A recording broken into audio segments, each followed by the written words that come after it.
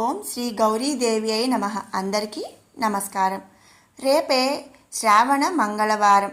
రేపటి నుంచి 5 మంగళవారాలు కూడా శ్రావణ మంగళగౌరీ వ్రతం ఆచరించడం అనేది జరుగుతుంది. ఈ మంగళగౌరీ వ్రతం ఆచరించడం వలన కలిగే ప్రయోజనాలు ఏమిటి, ఇక ఈ మంగళగౌరీ వ్రతం ఎప్పుడు చేయాలి, అంతేకాకుండా మంగళగౌరీ వ్రత కథ ఏమిటి అనే ఎన్నో ముఖ్యమైన మంచి విషయాలు మనం ఈ వీడియోలో తెలుసుకుందాము. అందరూ కూడా వీడియోని ఆఖరి వరకు కూడా చూడండి, అలాగే లైక్ చేయటం మర్చిపోవద్దు. మంగళగౌరీ వ్రతం పార్వతీదేవికి అంకితం చేయబడిందనమాట. మంగళగౌరీ పూజ, శ్రావణ మంగళగౌరీ పూజ అనేది వివాహిత స్త్రీలు ఆచరించే ఒక ముఖ్యమైన వ్రతం.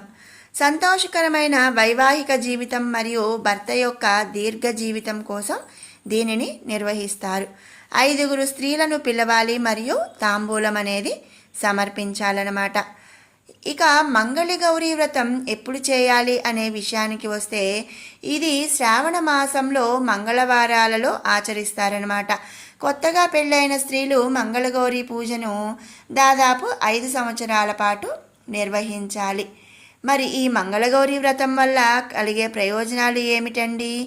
ఈ వ్రతం భక్తి శ్రద్ధలతో ఆచరించడం వల్ల స్త్రీకి మంచి మరియు చెడు సమయాల్లో కలిసి ఉండే ఒక మంచి భర్త లభిస్తాడు. అలాగే తన భర్త ఆయురారోగ్యాలతో ఉంటాడు అని చెప్పి మన భక్తుల యొక్క నమ్మకం అన్నమాట. మంగళగౌరీ వ్రత కథ. అనగనగా బ్రాహ్మణ దంపతులు పెళ్ళయి చాలా కాలమైన సంతతి కలగని కారణంగా ఈశ్వరుడి గురించి తపస్సు చేశారు. పరమేశ్వరుడు ప్రత్యక్షమై అల్పాయుష్కుడైన కొడుకు కావాలా, 5వతనం లేని కూతురు కావాలా అని అడిగాడు. అల్పాయుష్కుడైనప్పటికీ కొడుకునే ఇమ్మని ప్రార్థించారు వారు. తథాస్తు అని వరమిచ్చి శివుడు తరలిపోయాడు. శివుడు ఇచ్చిన వరప్రభావం వలన అచిరకాలంలోనే ఆ బ్రాహ్మణ ఇల్లాలు గర్భం ధరించి సకాలానికి చక్కటి మగబిడ్డను ప్రసవించింది. తక్షణమే యమభటులు వచ్చి ఆ బిడ్డను తమతో తీసుకుపోయారు. బాలింతరాలైన బ్రాహ్మణ స్త్రీ బోరున విలపించింది. లేక లేక కలిగిన బిడ్డ వీడు, పురుడు తీరేదాకా ఆగి తదుపరి తీసుకువెళ్ళమని కోరింది. ఆ తల్లి కోరికను మన్నించి యమదూతలు వెళ్ళిపోయి పురుడు తీరగానే వచ్చారు. అప్పుడు ఆమె, తండ్రులారా, మాటలు రానిదే మానవుడు కాలేడు గనక మా శిశువు నోరారా అమ్మా నాన్న అని పిలిచే వరకు ఆగి ఆ ముచ్చట అయినాక గైకొమ్మంది. సరే అని వెళ్ళిపోయారు యమకింకరులు. ఈ విధంగా అనేక కారణాలు చూపసాగింది. ఒక రోజున తల్లి బిడ్డకు తలంటుతూ త్వరలో మరలా రాబోయే యమభటులను తలుచుకొని దుఃఖించసాగింది.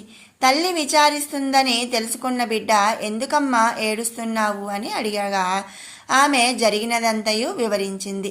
విషయం తెలుసుకున్న ఆ బాలుడు, అమ్మా, ఎలాగూ అల్పాయుష్కుడిని అయ్యాను, 10 కాలాలుండి పుణ్యం చేసే అవకాశం లేదు కాబట్టి ఇప్పుడు నాకు కాశీ వెళ్ళి రావాలని ఉంది కనుక నన్ను వెంటనే పంపించు. ఈ లోపల యమదూతలు వస్తే నేను వచ్చేదాకా ఆగమను అని చెప్పి బయలుదేరాడు ఆ బాలుడు.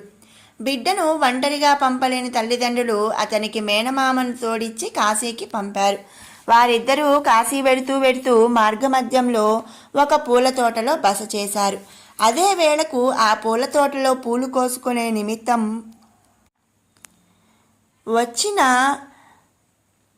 ఆ ఊరి రాజు కూతురు ఆమె చెల్లుల మధ్య తగవు వచ్చి ఒకరినొకరు తిట్టుకోసాగారు. అందుకు కోపగించిన రాజు కూతురు, నాకు ఈ రాత్రి పెండ్లి కాబోతూ ఉంది, అదీగాక మా అమ్మ శ్రావణ మంగళవారం నోము నోచుకొని నాకు వాయనమిస్తుంది, ఆ వ్రత మహిమ వల్ల నీ శాపనార్థాలు తిట్లు ఫలించవు అంటూ చేతిలో పూలను నేల మీద పారబోయగా ఆ పూలన్నీ తిరిగి చెట్ల కొమ్మలకు ఎగిరి అతుక్కుని పోయాయి. అది చూసిన బ్రాహ్మణ బాలుడు, ఆ పిల్ల తన భార్య అయితే బాగుండును అనుకున్నాడు. ఆ రోజున రాజుగారు తన కూతుర్ని పెళ్లి కుమార్తెను చేయించాడు. రాణి ఆమెకు శ్రావణ మంగళవారం నోము వాయనమిచ్చింది. అందరూ పెళ్లివారి రాక కోసం ఎదురు చూడసాగారు. ఇంతలో పెళ్లి కుమారునికి సుస్థిగా ఉన్నందున పెళ్లి మరొక ముహూర్తానికి వాయిదా వేయవలసినదిగా మగపెళ్లి వారి నుండి కబురు అందుతుంది. వివాహాన్ని వాయిదా వేయటం రాజుకి ఇష్టం లేదు. తాను నిశ్చయించిన ముహూర్తానికి వివాహం చేయకపోవటం పరువు తక్కువగా భావించి పొరుగురికి చెందిన వారికి ఇక్కడ విషయం తెలియదనే తలంపుతో మేనమామ మేనల్లులను ఒప్పించి ఆ మేనల్లుడికి తన కూతురినిచ్చి పెళ్లి జరిపించాడు. ఆ రాత్రి కలలో మంగళగౌరి కనిపించి, అమ్మాయి, ఈ రాత్రే నీ భర్తకు పాము గండము ఉంది. జాగ్రత్తగా ఉండి ఆ పామును నీ తల్లి నీకు వాయనమిచ్చిన కుండలోనికి పట్టి గట్టిగా మూతనుంచమని ఆజ్ఞాపించింది. ఆ పిల్ల ఉలిక్కిపడి లేచి చూసేసరికి అప్పటికే ఒక పెద్ద పాము బుసలు కొడుతూ పెండ్లి కొడుకు మంచం దగ్గరకు పాకుతూ కనిపించింది. వెంటనే రాజకుమార్తె అటక మీద ఉన్న నోముకుండను తీయబోయింది. అది అందని కారణంగా వరుని తొడపై నిలిచి ఆ కుండను దింపి పామును అందులోనికి పట్టి ఒక రవికల గుడ్డతో దాని మీద గట్టి వాసన కట్టు కట్టి మరలా అటకపై భద్రపరిచి తాను నిశ్చింతగా నిద్రపోయింది. తెలతెలవారే వేళ మేనమామ వచ్చి పెండ్లి కుమారుడిని నిద్రలేపి తనతో కాశీ తీసుకు వెళ్ళిపోయాడు. కొన్ని రోజుల అనంతరం అసలు పెళ్లివారు అట్టహాసంగా వచ్చారు. రాజు సంతోషంగా తిరిగి పెళ్లి ఏర్పాట్లు చేయబోగా రాజకుమార్తె మాత్రం ఆ వివాహానికి ఇష్టపడలేదు. మొదటి ముహూర్తమున తాళిగట్టిన వాడే తన భర్తని ప్రకటించింది. ఎవరెంత చెప్పినా మారు మనుమకు అంగీకరించలేదు. అసలు ఆ కాశీకి పోయిన వాడే నీ భర్త అనేందుకు నిదర్శనం చూపించు అని పెద్దలు అడిగారు. అందుకు ఆ చిన్నది, తండ్రి, నువ్వు 1 సంవత్సరం అన్నదానం చేయి, నేను ఆ సంవత్సరం అంతా తాంబూలదానం చేస్తాను, అనంతరం నీకు నిదర్శనం చూపిస్తాను అంది. అందుకు రాజు అంగీకరించాడు. తక్షణమే సత్రం నిర్మించి నిత్యం అన్నదానం చేయించసాగాడు. ఆ భోక్తలందరికీ రాకుమార్తె తాంబూలదానం ఇయ్యసాగింది. ఇంకొన్నాళ్లలో సంవత్సరం పూర్తవుతుందనగా కాశీకి వెళ్ళిన మేనమామ మేనల్లుళ్ళు స్వగ్రామానికి తిరిగి వెళుతూ మధ్య మార్గంలోని పూర్వపు పూల తోటలోనే బస చేసి అక్కడి సత్రంలో భోజనాలు చేశారు. అనంతరం రాకుమార్తె వద్ద తాంబూలదానం పరిగ్రహిస్తుండగా ఆమె ఆ బ్రాహ్మణ యువకుడిని గుర్తుపట్టి అతని చేతిని పట్టుకొని, ఇతడే నా పెనిమిటి అని ఎలుగెత్తి పలికింది. పెద్దలు అందుకు రుజువు కోరగా పెళ్లినాడు పాత్రలో నుండి తీసి తన వద్ద భద్రపరిచిన ఉంగరాన్ని అతని వేలికి తొడిగింది. అది సరిగ్గా సరిపోయింది. పిమ్మట ఆ రాత్రి కలలో మంగళగౌరి చెప్పిన పాము విషయం చెప్పి అటు తరువాత పామును దాచి ఉంచిన కుండను తీసి చూపించగా అందులో పాము బంగారు పామై కనిపించింది. అన్ని రుజువులు సరిపోవడం వలన పెద్దలు ఆమె వాదనను అంగీకరించారు. రాజు యథావిధిగా వివాహం చేశాడు. అత్తవారింటికి పంపేటప్పుడు తల్లి ఆమె చేత శ్రావణ మంగళవారపు నోము నోయించి ఆ కాటుకనొక భరణిలో భద్రపరిచి ఇచ్చింది. అక్కడి బ్రాహ్మణ దంపతులు బిడ్డ గురించిన వేదనతో ఎడతెగని కన్నీరు కార్చి ఆ కారణంగా అందులై సేవలు చేసేవారు గాని క్షేమం అడిగేవారు లేక నిత్య దుఃఖితులై ఉన్నారు. అటువంటి సందర్భంలో పెండ్లి కూతురుతో సహా పెండ్లి కుమారుడి లాంఛనాలతో ఊరిలోనికి వచ్చిన బ్రాహ్మణ యువకుడిని చూసి గ్రామస్తులందరూ విప్రదంపతుల వద్దకు వెళ్ళి, మీ కష్టాలు తీరాయి, మీ కుమారుడు రాజవైభవాలతో మీకు కోడలిని తీసుకువస్తున్నాడు అని చెప్పారు. ఆ మాటతో వారికి ఆనందం కలిగిన నమ్మకం కలగని కారణంగా ప్రజలు తమని పరిహసిస్తున్నారని మరింత శోకగ్రస్తులయ్యారు. అదే సమయంలో ఆ బ్రాహ్మణ కుమారుడు తన భార్యతో సహా వచ్చి తల్లిదండ్రులకు పాదాభివందనం చేశాడు. జరిగింది తెలుసుకుని వాళ్ళు ఆనందించారు.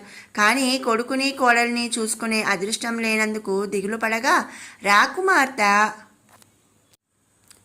తనతో తెచ్చిన శ్రావణ మంగళవారపు నోము కాటుకను అత్తమామల కళ్ళకు పూసింది.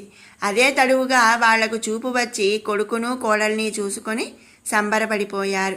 ఈ మహాత్మ్యానికి ఆశ్చర్యపడిన ఇరుగు పొరుగు వారంతా, ఇంత మహిమ కలగడానికి ఏం నోచేవమ్మా అని అడగగా శ్రావణ మంగళవారపు నోము అని చెప్పిందామె. అది మొదల ఊరిలోని మహిళలందరూ కూడా ఆ నోము నోచుకొని తరగని సిరులతో చెరగని సౌభాగ్యాలతో చెప్పలేనంత కాలం సుఖ సౌభాగ్యాలు అనుభవిస్తూ జీవించారు. ఇదే కథని పాట రూపంలో పాడుతూ ఆచరించడం కొందరికి సంప్రదాయం. ఆ నోము మంగళగౌరీ వ్రతంగా జరుపుకుంటూ ఉంటారు. శ్రావణ మాసంలో మంగళవారాలు ఈ నోము నోచుకుంటారు. ఇక మంగళవారం శ్రావణ మంగళవారం రోజు ఈ మంత్రాన్ని జపించాలి. సర్వమంగళ మాంగళ్యే శివే సర్వార్థ సాధికే శరణ్యే త్రయంబికే గౌరీ నారాయణీ నమోస్తుతే జయంతి మంగళ కాళీ భద్ర కాళీ కపాలిని దీర్ఘక్షమా శివధాత్రి స్వాహా స్వధా నమోస్తుతే. ఇది మరి మంగళగౌరీ వ్రతం ఆచరించడం వలన కలిగే ప్రయోజనాలు, అలాగే మంగళగౌరీ వ్రత కథ. మీకు ఈ వీడియో నచ్చినట్టయితే లైక్ చేయండి, షేర్ చేయండి. అలాగే మరిన్ని మంచి వీడియోస్ కోసం షడ్రుచులు బై కిరణ్ ఛానల్ని సబ్స్క్రైబ్ చేసుకోండి. మరొక మంచి వీడియోతో మళ్ళీ కలుసుకుందాం. Thank you.